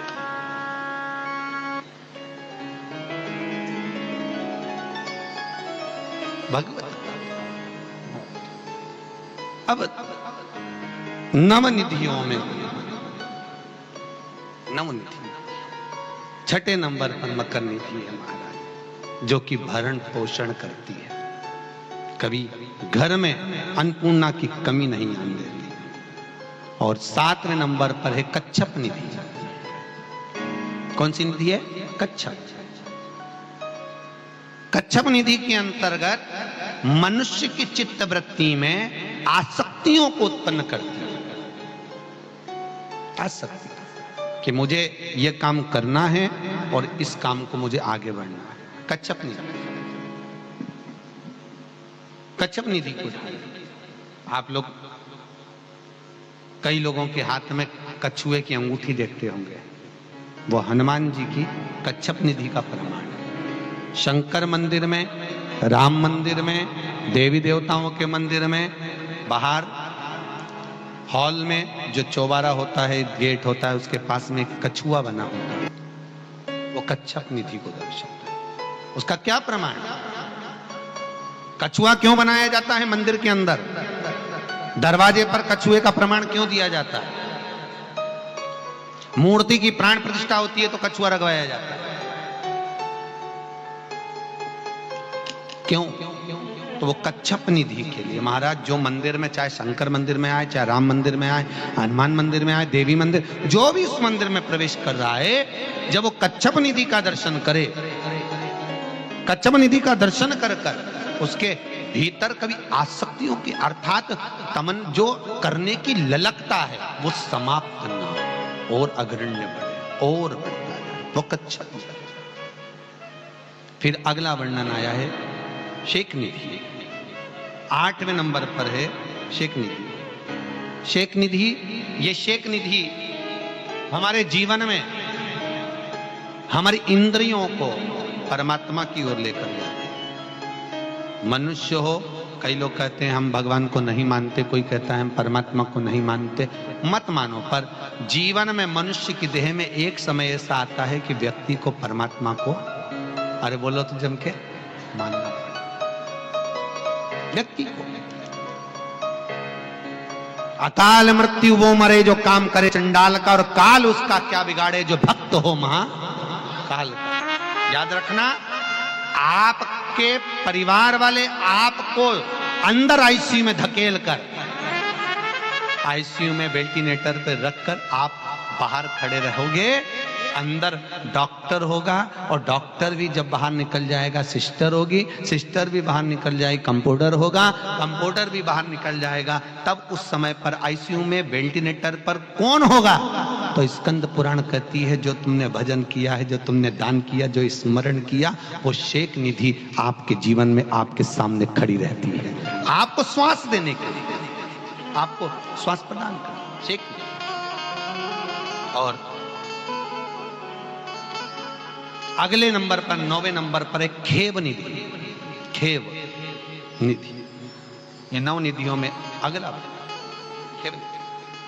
और ये निधि हमारे जीवन में हमारे परिवार को जोड़ कर रखती है। जिसका परिवार टूट रहा हो, समझ लेना उसके यहाँ खेव निधि की कमी है। खेव निधि जोड़ने के लिए क्या करा जाता है? उसका केवल एक ही क्रम है, खेव निधि को जोड़ने के लिए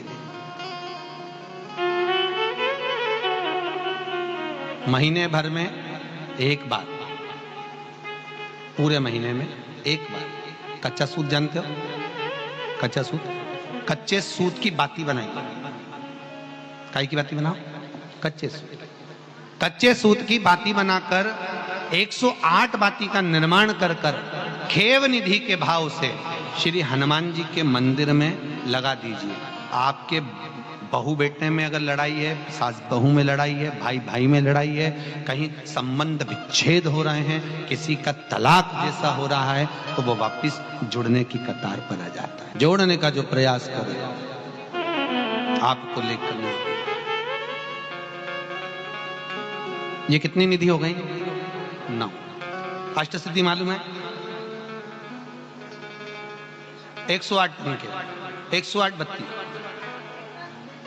नहीं, बस 108 बत्ती होना चाहिए कच्चे सूत की, मूल चीज वो लिखी हुई है। अष्ट सिद्धि मालूम है? अरे जल्दी बोलो, नहीं मालूम? लिखना चालू करो वापस।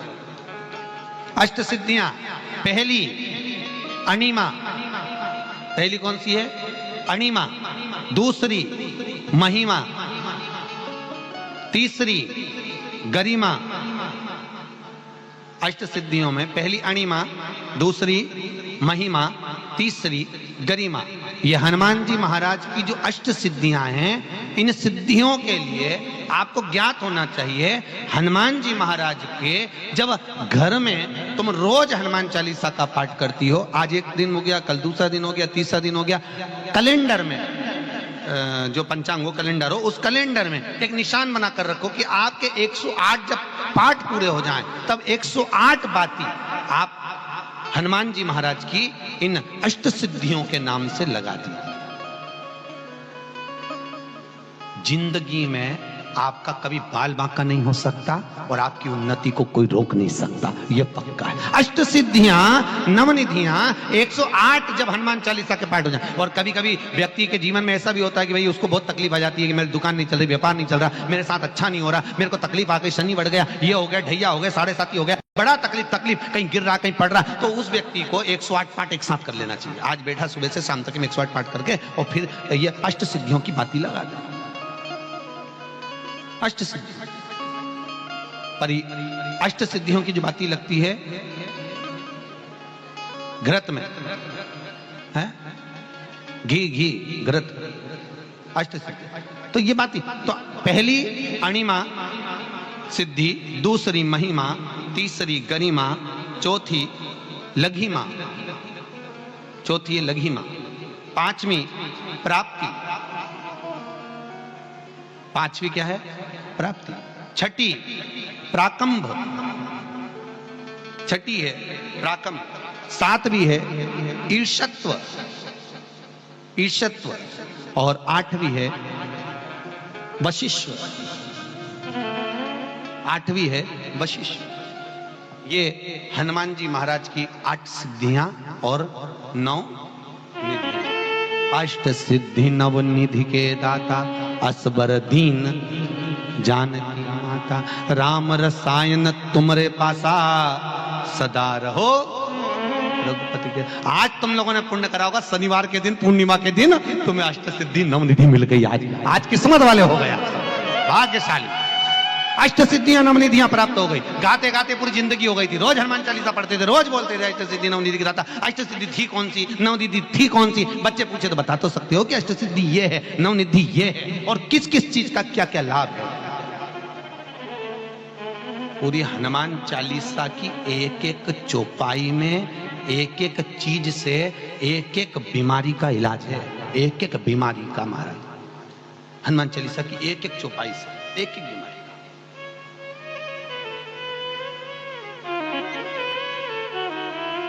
हमारे जीवन को हम चौपाइयों के क्रम से एक एक शब्द का भान करें कि वो उससे हमें प्राप्ति क्या है। अष्ट सिद्धि नवनिधि किस जगह पर स्कंद जी दे रहे हैं? नवनिधियां जहां पर सेतु बंद हुआ, जहां पर सेतु। तो आप रामेश्वर जाएं, पुराने डाकघर के पास में आज भी 9 शिलाएं नवनिधि के लिए स्कंद देव ने वहां विराजमान करी थी। वहीं हनुमान जी महाराज ने जलपान करा था, वो स्थान आज भी विराजमान है। आज पुराने गांव विराजित हो। अगला वर्णन आया है, भगवान आनंद की राशि विराजमान, समय आया भगवान सुंदर आनंद में बैठे हुए थे, तभी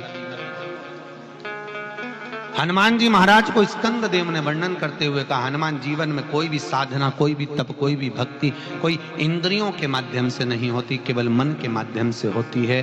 और अगर कोई सोचे कि भगवान हाथ पैर से सेवा करोगे, या आप हाथ पैर से जाके तीर्थ करोगे, या हाथ से दान दोगे, या हाथ पैर से करोगे भक्ति, तो भक्ति ऐसे हाथ पैर से नहीं। कोई हाथ पैर जिसके नहीं होते उसको भी भगवान मिलता है कि नहीं मिलता?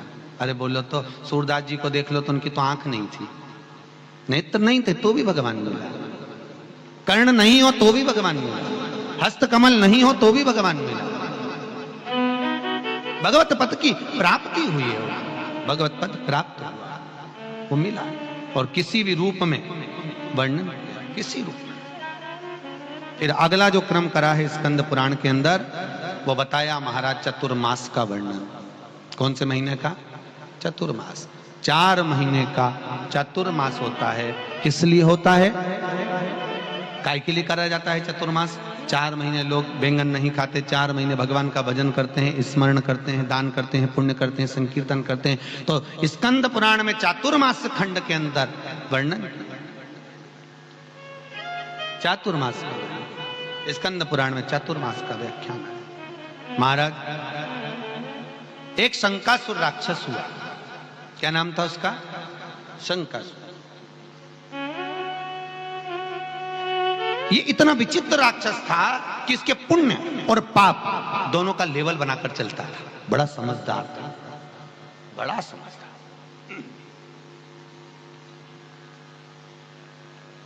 पाप और पुण्य का लेवल बनाया हुआ है इसने। और शंकासुर अपने लेवल को बनाकर जितना पाप करता था उतना पुण्य कमा लेता था, परंतु पाप इतना विचित्र करता था कि लोग त्राही त्राही मचा देते थे, बड़े परेशान। क्या करा जाए अब? पर वो कहते हैं ना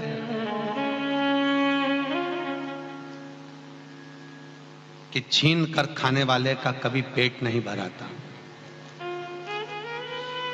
और बांट कर खाने वाला कभी भूखा नहीं रहता। शंकासुर भले थोड़ा यहां चोरी कर रहा है, यहाँ निंदा कर रहा है, यहाँ ये कर रहा है, वो कर रहा है, सारे गलत काम करता, देवताओं को परेशान करता, यज्ञ अनुष्ठान दान पुण्य सब बंद करवा देता, बड़े परेशान। और फिर बाद में जाता तो तब भी कर लेता, साधना कर लेता और भगवान से प्रसन्न होकर वर प्राप्त कर लेता। भगवान नारायण के पास में देवता पहुंचे, सारे देवताओं ने जाकर भगवान नारायण से विनती करी, महाराज सारे देवताओं भगवान नारायण से विनती करी, प्रभु कृपा करिए। भगवान नारायण सारे देवताओं को लेकर शंकर भगवान के पास पहुंचे, भगवान महेश के पास पहुंचे, भगवान महेश से जाकर विनती, भोलेनाथ कृपा करिए। भगवान बोले इसको मारने का एक ही तरीका है कि अगर इसके पुण्य से ज्यादा आपके पास और पुण्य है तो आप इसका संहार कर सकते हैं, पर इसका पुण्य इतना प्रबल है कि देवताओं का जो पुण्य का लेवल होता है उतने बराबर का ही लेवल कर लेता है, उतने बराबर। कई लोग बच्चों की आदत रहती है साल भर पढ़ाई नहीं करते, एग्जाम के टाइम पे पढ़ लेते हैं, सही है कि गलत है? और पढ़ के और पास हो जाते हैं, अपने अव्वल निकल जाते हैं। तो माता पिता कहते हैं बताओ ये साल भर तो पढ़ता नहीं, 2-4 महीने पढ़ता और निकल जाता। ये उसकी अपनी एक आनंद है। उसी तरह शंकासुर का एक अपना आनंद था कि वो पाप भी करता और पुण्य करके निकल बकता। सारे देवताओं ने शंकर भगवान से विनती करी, भोलेनाथ ने कहा इसको मारेंगे तो भगवान विष्णु ही मारेंगे, पर एक शर्त है, सारे देवता मिलकर तप साधना में लीन हो जाओ, सब तप करो और जितना तप कर सकते हो उतना तप करो। कई लोग कहते हैं चतुर्मास इसलिए होता है क्योंकि 4 महीना भगवान सो जाते, पर ईमानदारी से बोलो भागवत जी में लिखा है एक क्षण की ब्रह्मा जी को निंद्रा आई और वेद हाथ से गिर गए, हयग्रीवा ने ले लिए तो भगवान को उसका संहार करना पड़ा, पूरी पृथ्वी जल में डूब गई। अब ब्रह्मा जी एक क्षण सोए तो पृथ्वी पूरी पानी में डूब गई, अगर 4 महीना सो जाए तो कितने महीना?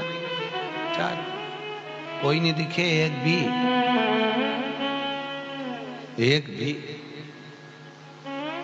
तो सोता नहीं, वो तो जागता है। सोते तो हम कोई विषय में, कोई वासना में, कोई आसक्ति में, कोई तृष्णा में, कोई लोभ में, ना जाने कहां कहां हम सो रहे हैं। और जगाने वाला कोई आता भी है तो वो प्रयास करता है, जैसे रात को आवाज लगाते हैं जागते रहो जागते रहो, टार्च दिखा दिखा के आवाज लगाए जागते रहो, और रात को वो आते हैं कहते जागते रहो, दिन में संत कहते हैं जागते रहो, रात को सोगे तो तिजोरी का माल चोर ले जाएंगे और दिन में सोगे तो भगवान यमराज की केस चढ़ जाओगे, इसलिए जागो, मौका मिला मौका। स्पीड ब्रेकर देखे? अरे बोलो तो काय के लिए होते हैं? गति अवरोधक, गाड़ी को थोड़ा स्लो करो। उसी तरह ये सत्संग सेवा समिति माहेश्वरी समाज जो क्रम कर रही है, साल भर में जो ये पुराणों का आयोजन कर रही है, उसका कारण केवल इतना है कि ये गति अवरोधक है। थोड़ी सी इस पे से गाड़ी स्लो हो जाती जब कथा सुनते हैं, कुछ नहीं तो थोड़े दिन तो कोई पूछ रहा था ऊपर, गुरुजी ये इतने सारे लोग कथा में आते हैं, ये कथा तो सुनते हैं पर इनको अंदर उतरती कि नहीं उतरती?